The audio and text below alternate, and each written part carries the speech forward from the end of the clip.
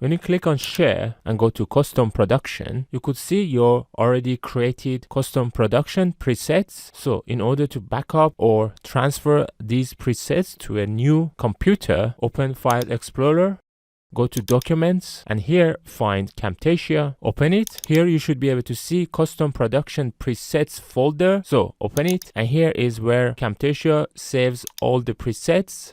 Copy this folder to your external drive.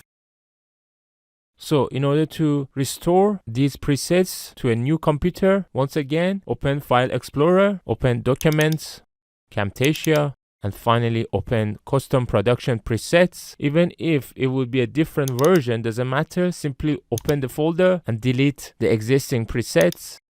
And now copy and paste the presets from your external drive into this empty folder. Now you can close these folders. You would also need to close your Camtasia Studio, and when you open it again, and now if you would go to share custom production, you could see all your presets are now imported to your new computer. You could use the same technique to simply back up your presets and then restore them later on.